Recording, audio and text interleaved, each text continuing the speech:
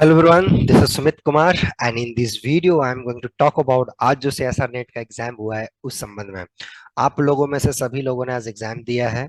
बहुत लोग अभी ऑन द वे भी हैं, ट्रैवलिंग कर रहे हैं, लेकिन कुछ स्टूडेंट्स ने यहाँ पे अभी क्वेश्चन भेजा है जो उनको याद था, और उस बेसिस पे मैं अभी कुछ क्वेश्चन सॉल्व करूंगा और उसके आंसर दूंगा कैसे वो क्वेश्चंस थे, और साथ ही साथ आपको एक एवरेज एक्सपेक्टेड कट ऑफ भी बता दूंगा कि कैसा था, और साथ ही साथ एक पेपर का एनालिसिस भी चलेगा कि इस बार का पेपर कैसा था कंपैरिजन टू लास्ट टाइम।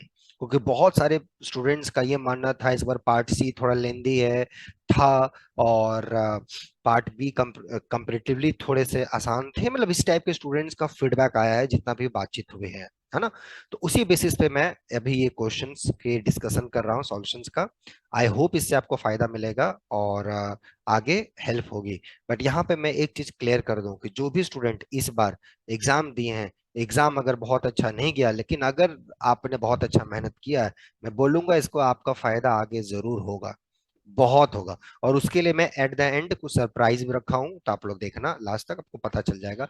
लेकिन हिम्मत यहाँ पे मत हारो, पॉजिटिव रहो, सीखने की कोशिश करो कि क्या सारी है, और मिस्टेक से सीखो। ओके, तो चलो हम लोग चलते हैं नेक्स्ट एकदम क्वेश्चन देखते हैं कि कैसे क्वेश्चंस थे और क्या उसका लेवल था। ओके, जैसे आप लोग यहाँ पे देख रहे होगे, ये क्वेश्चंस मेरे पास है। अभी सीएसआर नेट का क्वेश्चन पेपर आ गया है मेरे पास। ये देखो, अभी सीएसआर नेट दिसंबर का क्वेश्चन, और एक एक करके मैं सारा कुछ इसमें डिस्कशन करूंगा, ठीक है। तो जो पहला ही क्वेश्चन मैं उठाता हूँ, ये ग्रुप थ्री का क्वेश्चन है। ये पूछा जा रहा है कि number of elements of order 7 in a simple group of order 168 कितना है, ठीक है। तो पहला चीज क्या दिया हुआ है, सॉल्यूशन मैं स्टार्ट कर रहा हूँ। फर्स्ट ये बोला है कि जो ग्रुप का ऑर्डर है वो कितना है, 168, ठीक है। और ये क्या बोल रहा है कि ग्रुप सिंपल है। ओके, ये दो चीजें दी गई हैं। आपको पूछ रहा है कि number of elements of order 7, number of elements of order 7 कितने होंगे, ये पूछे जा रहे हैं। ये ऑप्शंस होगा 4 5 6 1 2 3 4, कुछ चॉइसेस होंगे, है ना। अब सिंपल ग्रुप का मतलब क्या हो गया, सिंपल ग्रुप का मतलब ये हो गया कि ऐसा ग्रुप जिसके दो ही नॉर्मल सब ग्रुप्स हो, आइडेंटिटी और ग्रुप इटसेल्फ, और ग्रुप आइडेंटिटी के बराबर ना हो। जैसे कोई भी ग्रुप ऑफ ऑर्डर प्राइम, तो यहाँ पे भी एक ग्रुप का ऑर्डर, चलो प्राइम तो नहीं है, कंपोजिट नंबर है, बट सिंपल दे दिया गया, मतलब इसके जो भी सब ग्रुप्स हैं, प्रॉपर नॉन ट्रिवियल, वो नॉर्मल नहीं है, ठीक है। तो पहली बात यहाँ पे अब देखो कि आपसे पूछ क्या रहा है, number of elements of order 7, 7 order के कितने एलिमेंट्स होंगे। पहली बात कि जो 7 ऑर्डर का ग्रुप होगा ना, अगर हमें पता चल जाए कि 7 ऑर्डर के कितने ग्रुप्स हैं, तो शायद हम आंसर दे पाए। क्यों? क्योंकि 7 ऑर्डर के जो ग्रुप होते हैं वो साइक्लिक होते हैं, उसकी हेल्प से ये क्वेश्चन बनेगा। और यहाँ पे कहीं ना कहीं जो ये सिंपलिसिटी दिया हुआ है, मतलब वो ग्रुप नॉर्मल नहीं होगा, तो उसे ये पता चल जाएगा कि ऐसे कितने नॉर्मल सब ग्रुप होंगे। शायद यहाँ पे साइलो थ्योरम यूज हो, शायद, इसलिए यहाँ कॉन्सेप्ट साइलो थ्योरम पे बेस्ड ये क्वेश्चन है। किस पे बेस्ड ये क्वेश्चन है, साइलो थ्योरम पे। अगर आपने पढ़ा होगा तो, नहीं पढ़ा होगा कोई प्रॉब्लम नहीं है, अब सीख लेते हैं क्या प्रॉब्लम है, ठीक है। तो पहले ग्रुप को अपन लोग इसको तोड़ते हैं, 168, 168 को अगर आप तोड़ोगे तो ये कैसे टूटेगा, 7 के फैक्टर में अगर आप तोड़ोगे तो 7 2 into 4, ठीक है, ये आ गया। और आप इसको अपना 24 को 2 into 3, 8 into 3, 7, ठीक है, यहां तक ये आ गया। अब तो आपको अगर ये पता चल जाए कि नंबर ऑफ 7 एसएसजी कितने होंगे, देन वी आर डन। क्योंकि 7 ऑर्डर के जो भी ग्रुप होंगे वो साइक्लिक होंगे, ठीक है। और ये साइलो थ्योरम गारंटी देता है कि इसके पास 7 ऑर्डर के सब ग्रुप्स होंगे, 3 ऑर्डर के सब ग्रुप्स होंगे, और 8 ऑर्डर के सब ग्रुप्स होंगे, और कोई भी सब ग्रुप नॉर्मल नहीं होगा, because it is a simple group. और साइलो थ्योरम और भी थर्ड थ्योरम बताता है कि कितने 7 एसएसजी होंगे। तो नंबर ऑफ 7 एसएसजी किस फॉर्म के होंगे, 1 + 7 के, जो कि डिवाइड करेगा इसको, किसको, 24 को। अब 24 1 + 7 के फॉर्म में कौन कौन सा इसका डिवाइजर है, 24 का आपको देख लीजिए चाहिए। तो इसका चॉइसेस निकालिए, कौन कौन सा फैक्टर है, 1 हो सकता है, 7 के का वैल्यू जब आप 1 पुट करोगे तो ये इट यू विल बिकम 8, और भी फिर आएगा शायद 2 पुट करोगे तो 15, एंड सो फोर्थ 21, फिर आ जाएगा 23। लेकिन यहाँ पे 22, अब यहाँ पे कौन सा डिवाइजर है, 24 का 1 है और 8 है, 1 नहीं हो सकता। ओके, यहाँ पर ये 1 नहीं हो सकता। क्यों नहीं 1 हो सकता, क्या प्रॉब्लम है 1 होने में, 1 होने में इसलिए प्रॉब्लम है, क्यों ये 1 नहीं हो सकता आपका, ठीक है।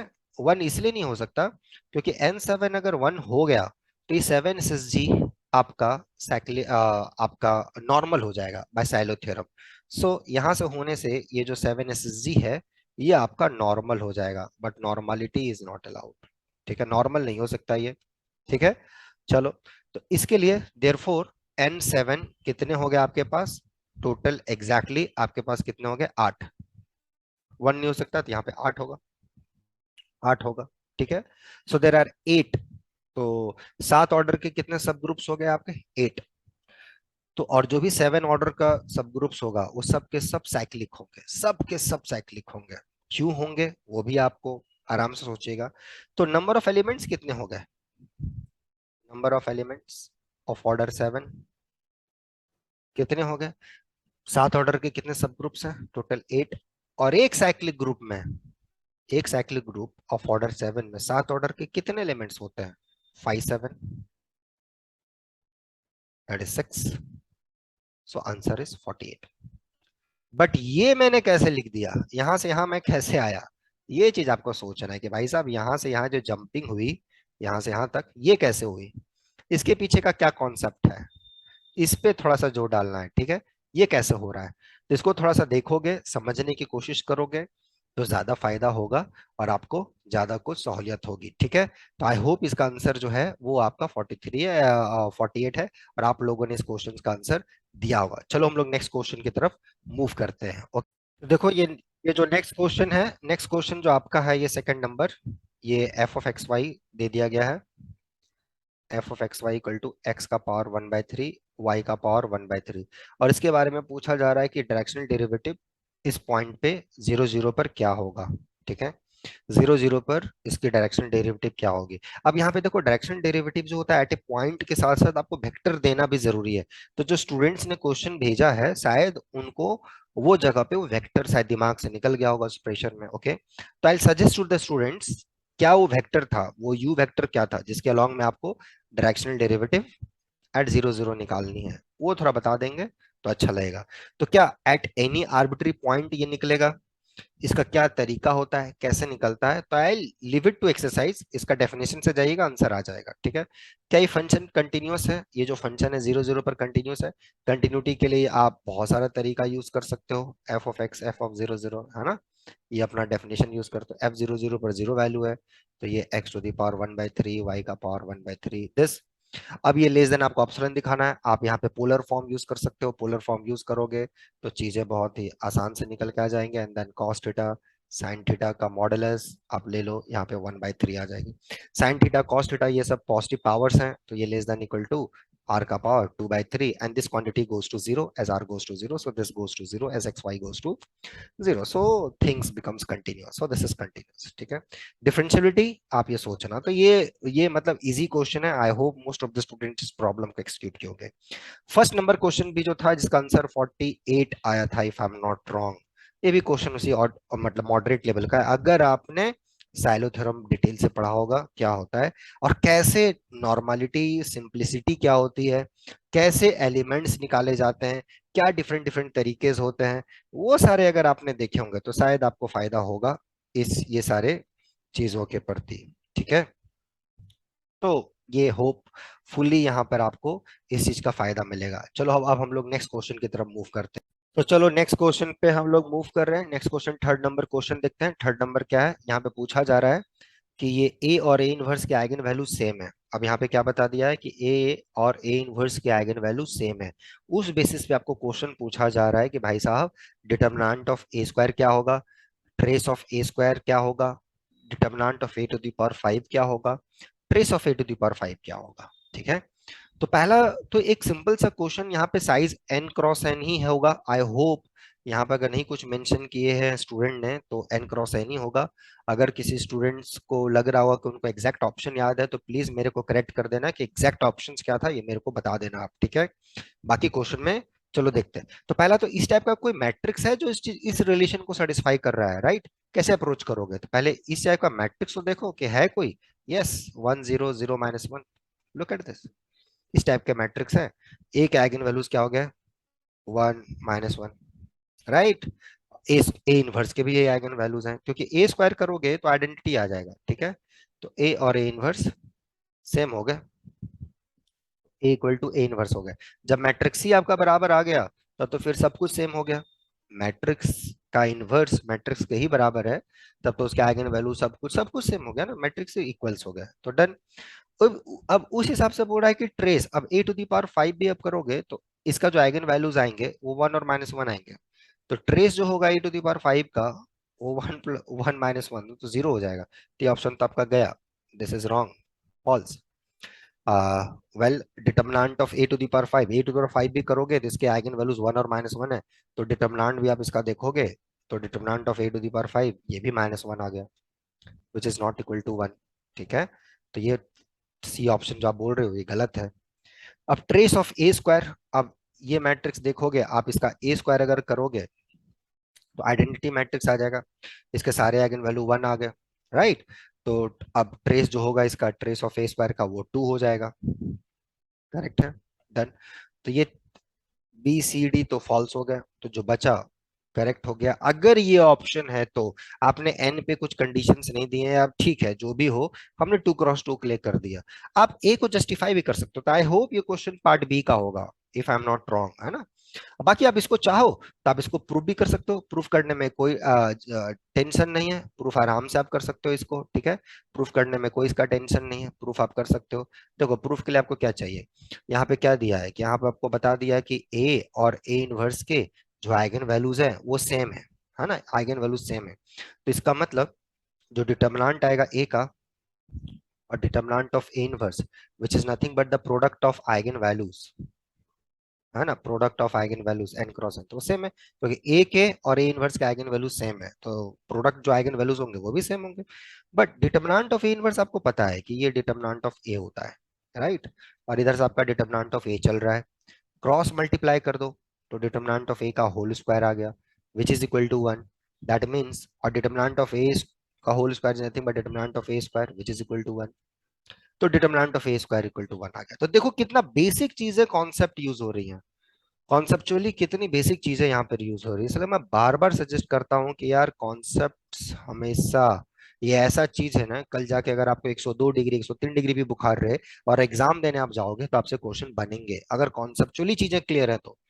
नहीं कॉन्सेप्चुअली क्लियर है तो आप कितना भी चीजों को याद कर लो मत कर लो, कोई फायदा नहीं है, यही क्वेश्चन अब अगले बार नहीं आएगा। कॉन्सेप्ट पे ध्यान देना, आप देख लो कितना आसान क्वेश्चन अभी तक जो मेरे को क्वेश्चंस मिले हैं, ठीक है।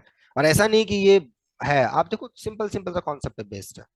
इसलिए मैं बोल रहा हूँ कि अगर थोड़ा बहुत आपको डाउट्स भी है, टेंशन भी है कि यार कैसे हो रहा है नहीं हो रहा है, मेरे को नहीं पता है, चीजें नहीं समझ में आ रही हैं, कोई दिक्कत नहीं है। 2 दिसंबर से हमारे रेगुलर बैचेस स्टार्ट हो रही हैं, 2 दिसंबर से रेगुलर बैचेस। अगर आपको कॉन्सेप्चुअली डाउट है, आपको एक मेंटरशिप एक गाइडेंस की जरूरत है, तो 2 दिसंबर से रेगुलर बैचेस स्टार्ट होंगी, आप उसको ज्वाइन कीजिए, कोई टेंशन नहीं है। बस ये ध्यान रखिए कि आगे स्टेप का मिस्टेक्स मेरे से ना हो, ठीक है। चलो अब हम लोग नेक्स्ट क्वेश्चन की तरफ मूव कर रहे हैं और वहां पर देखते हैं कि कैसा क्वेश्चंस आया है और सब। तो ये हमने देखा, इसका ऑप्शन ये पार्ट ए करेक्ट हो गया, ठीक है। अब हम लोग नेक्स्ट क्वेश्चन की तरफ जाते हैं और नेक्स्ट क्वेश्चन पे इसको हम लोग समझने का कोशिश करते हैं कि क्या चीजें हैं, कैसी चीजें हो रही हैं, ठीक है। नेक्स्ट आ जाइए, ये 4th नंबर क्वेश्चन, ठीक है। ये 4th नंबर क्या है, इस पे हम लोग थोड़ा सा जोर डालने की कोशिश करेंगे कि है क्या, ठीक है। तो 4th नंबर में है कि, और अभी भी कुछ स्टूडेंट ने क्वेश्चन भेजे हैं, मैं 4th के बाद भी बहुत सारे क्वेश्चंस हैं, मैं भी डिस्कस कर लूंगा आपके सामने। यहाँ पे दिया गया कि A and B are similar matrices, तो पूछा जा रहा है which of the following is false, ठीक है ना। तो ए और बी ये दोनों के दोनों सिमिलर हैं, ठीक है। तो पहला बात तो आपको सिमिलर का मतलब पता होना चाहिए कि what do mean bye similar matrices, okay. और वो चीज अगर पता है तो यहाँ पूछा जा रहा है कि ये दोनों के मिनिमल पॉलिनोमियल सेम है, ओके, कि इन दोनों मैट्रिसेस के मिनिमल पॉलिनोमियल सेम है। तो ए और बी अगर सिमिलर है तो पूछा जा रहा है कौन सा फॉल्स है, यहाँ ध्यान दीजिए, ऑप्शन पूछा जा रहा है कौन सा फॉल्स है, ट्रू नहीं पूछ रहा आपको। तो ये नहीं कि मिनिमल सिमिलर मैट्रिक्स हैं तो मिनिमल पॉलिनोमियल सेम होते हैं, इसको टिक मार दिए, यहाँ फॉल्स है।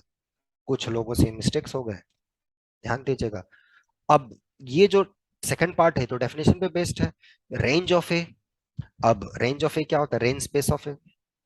तो रेंज ऑफ ए आपको पता होना चाहिए कि रेंज ऑफ ए और रेंज ऑफ बी ये दोनों बराबर हैं क्या।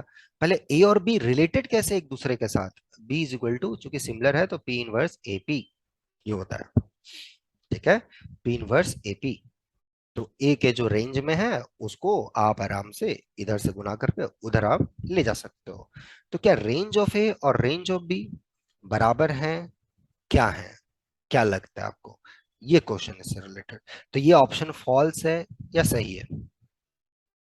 तो ये क्वेश्चन, बाकी सी और डी मेरे पास था नहीं, तो इसलिए मतलब जो मेरे पास कहने का मतलब है कि स्टूडेंट ने इतना ही भेजा, तो इस पे मैं अब कमेंट ही नहीं कर सकता, और सब ऑप्शंस रहते तो ये था। लेकिन ये पार्ट बी वाला क्वेश्चन जो है बहुत ही मजेदार है। आई होप आप लोग ये चीज देखे होंगे, और यहीं से आप इसको देखना चाहेंगे तो आंसर आपको मिल जाएगा अभी तक जो मैंने बताया है। तो मैं इसको सोचता हूँ ये आपको एक्सरसाइज दूं, ये मजेदार है, ठीक है? इसको थोड़ा सोचने की कोशिश करो कि how to connect these two dots. A and B आपको दी गई हैं, सिमिलर मैट्रिसेस है। क्या रेंज ऑफ ए और रेंज ऑफ बी बराबर है? आपको लगता है सही है तो प्रूफ कीजिए। What do mean by the range of A? B के रेंज में मतलब आने का वेक्टर क्या हुआ? कि बी कोई वेक्टर है जो रेंज में है, मतलब y equal to B x. क्या वो y some A of x हो सकता है? ये आपको सोचना है कि क्या वो हो सकता है या नहीं हो सकता है। That's what you have to calculate.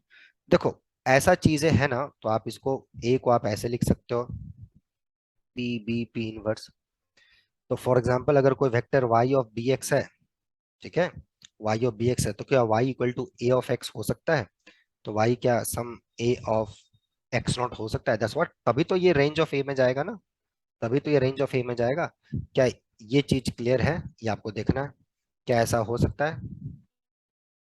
पहली बात, अब देखो मैंने हिंट पूरा सॉल्यूशन ही दे दिया। मैं चाह रहा हूं इसको आप सोचो, इसको आप सोचो, ये मैं सॉल्यूशन नहीं दूंगा, ये बहुत ही बेसिक प्रॉब्लम है।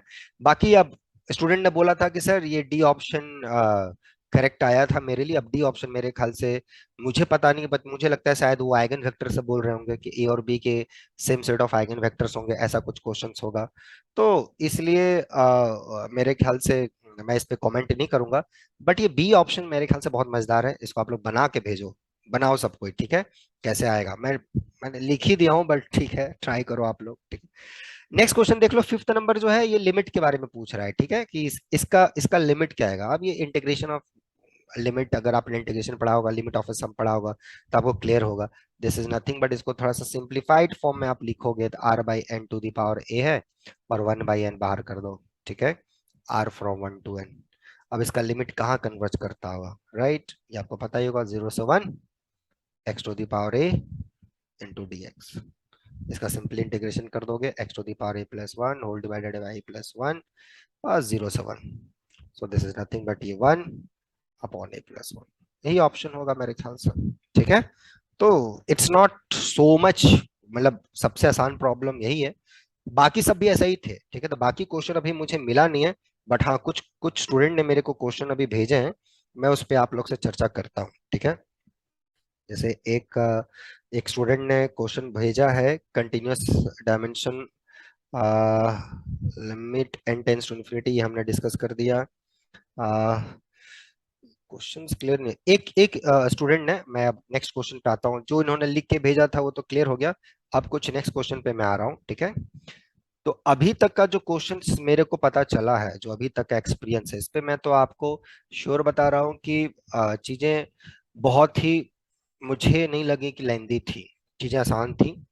लेकिन कॉन्सेप्चुअली अगर आपने चीजों को नहीं पढ़ा है ना, तो कोई भी एग्जाम में आपको प्रॉब्लम होगा, कोई भी एग्जाम्स में, ठीक है? चलो नेक्स्ट क्वेश्चन की तरफ मूव करते हैं। एक क्वेश्चन मेरे स्टूडेंट ने दिया है, आप लोग देखना, शायद यही होगा कि एफ अगर ए बी से आर, ठीक है, एफ अगर ए बी से आर के बीच में कंटिन्यूअस है ना, इट्स अ कंटिन्यूअस फंक्शन, तो पूछा जा रहा है which of the following is are true. अच्छा, ये शायद पार्ट सी का है, कौन सा सही है, ठीक है? पहला बोला जा रहा है कि f continuous in each compact subsets of A B then f is uniform continuous. तो फर्स्ट ऑप्शन बोला जा रहा है कि if f is uniform continuous on each compact subsets of A B, ठीक है, then f is uniform continuous, then f is uniform continuous on A B. तो f A B से आर के बीच में कंटिन्यूअस फंक्शन है, और बोल रहा है कि एफ यूनिफॉर्म कंटिन्यूअस हो रहा है हर compact subsets of A B के बारे में, ए बी में। तो क्या एफ यूनिफॉर्म कंटिन्यूअस है? क्या लगता है आपको, क्या यूनिफॉर्म कंटिन्यूअस है? I mean, uniform continuity is a big thing. कोई भी कंटिन्यूअस फंक्शन कॉम्पैक्ट सेट में तो हमेशा यूनिफॉर्म होता है, राइट? तो जैसे मैं बताता हूं कि कैसे अप्रोच करें, इस टाइप के क्वेश्चंस को हम लोग सोचें कैसे, हाउ टू थिंक, कैसे सोचें। तो कॉन्सेप्चुअली पहले लाओ कि क्या कंटिन्यूअस फंक्शन और कॉम्पैक्ट सेट का रिलेशन है। कंटिन्यूअस फंक्शन क्या करता है, कंटिन्यूअस फंक्शन करता है कि भैया जहां पे कॉम्पैक्ट सेट है, मेरा फंक्शन कंटिन्यूअस है, तो वहां पे वो यूनिफॉर्म कंटिन्यूअस हो जाता है, इट्स यूनिफॉर्म कंटिन्यूअस। और इसने वही बोला है आपको, देखो बहकाने के लिए इसने बहका दिया कि नहीं हर कॉम्पैक्ट सबसेट में फंक्शन यूनिफॉर्म कंटिन्यूअस है। ऑफ कोर्स वो तो वैसे भी है क्योंकि आपने कंटिन्यूअस दे रखा है, लेकिन क्या एफ यूनिफॉर्म कंटिन्यूअस होगा, क्या हर फंक्शन यूनिफॉर्म कंटिन्यूअस होता है? No. Look for an function on A B which is not uniform, 1/x minus है, जिसका ए पर और या बी पर लिमिट ना एग्जिस्ट करे। एक कंटिन्यूअस फंक्शन ए बी पे कब यूनिफॉर्म होता है, इसका कंडीशन अगर आपको पता है, डन है। आप लेना चाहो तो ले लो फंक्शन, जैसे ओपन 0 1 उठाओगे तो सिंपल 1/x ले लो। ये फंक्शन 0 1 का, ओपन 0 1 का कोई भी कॉम्पैक्ट सबसेट दो, कॉम्पैक्ट सबसेट जो भी दोगे किसी न किसी इंटरवल के अंदर होगा कॉम्पैक्ट, वहाँ यूनिफॉर्म कंटिन्यूअस है 1/x, यूनिफॉर्म कंटिन्यूअस। बट थोड़ी ना ये यूनिफॉर्म कंटिन्यूअस हो जाएगा पूरे के पूरे, 0 1 पे नहीं कर रहा। आपको यहाँ पे चाहिए तो फंक्शन का भरमार है, बहुत सारे फंक्शन हैं। 1/x माइनस ए ले लो, प्लस 1/x माइनस बी ले लो, लुक एट दिस फंक्शन। ऐसा फंक्शन दिया ना ए पे लिमिट एग्जिस्ट कर रहा है ना बी पे, हो गया खत्म। ऐसे ही ऑप्शन, सेकंड ऑप्शन है कि f is bounded and monotone then f is uniform continuous. Function को बाउंडेड दे दिया गया है और मोनोटोन दे दिया गया है। आप बताओ मोनोटोन फंक्शन का क्या प्रॉपर्टी होता है, मोनोटोन फंक्शन क्या एंजॉय करता है, उसका left and right limit exist करता है कि नहीं करता है। इसीलिए मैं बोला ना भाई साहब, क्या बोल रहा हूँ बार बार मैं चिल्ला चिल्ला के आप लोगों से, कि भाई कॉन्सेप्ट अगर सीखे होगे ना तो क्वेश्चन बनेगी आपसे। सब कुछ खेला देखो कॉन्सेप्ट्स पे आ गया फिर से।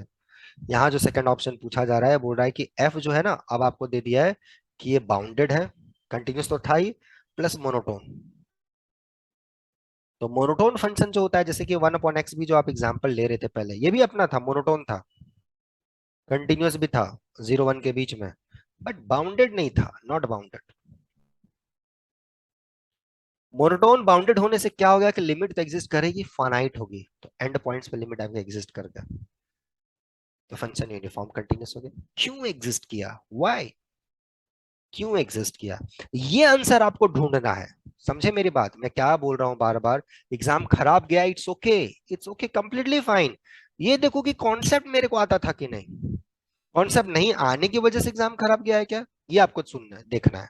अगर ऐसा बात है तब तो भाई ये सीरियस इशू है, उसको सही करो, उस पे सीखने पे जोर डालो। लगता है कि नहीं आप बहुत मेहनत कर रहे हो, अकेले नहीं हो पा रहा है, कोई बात नहीं, रेगुलर कोर्सेज स्टार्ट हो रही हैं 2 दिसंबर से।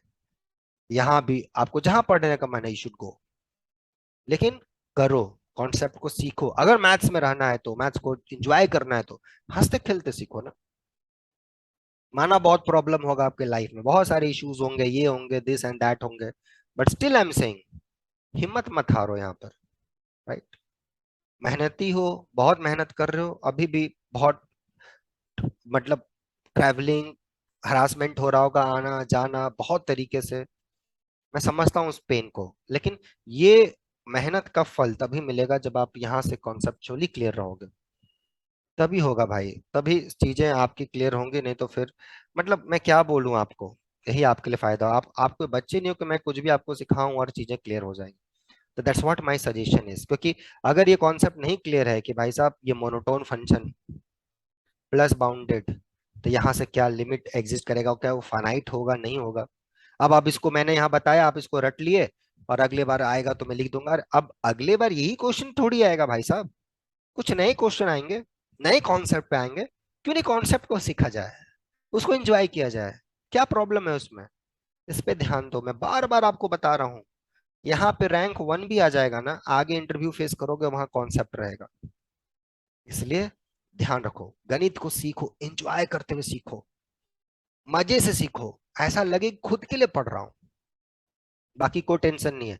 मेल करो नोबल फोरम 05 पे, ठीक है, मैं यहाँ लिख भी दे रहा हूँ, नोबल फोरम 05@gmail.com, या डिस्क्रिप्शन में आपको मेल आईडी मिल जाएगा, आप उस पर मेल करो, so that we should contact you and give you guidance. So don't worry about that, have believe, believe रखो थोड़ा अपने आप पे, गलतियां हुई एक्सेप्ट करो, फिर आगे जो आने वाले एग्जाम्स हैं वो सारी गलतियां ना हो, इस पे थोड़ा ध्यान दो, that's what my suggestion is. बाकी आप खुद समझदार हो, आगे बढ़ो।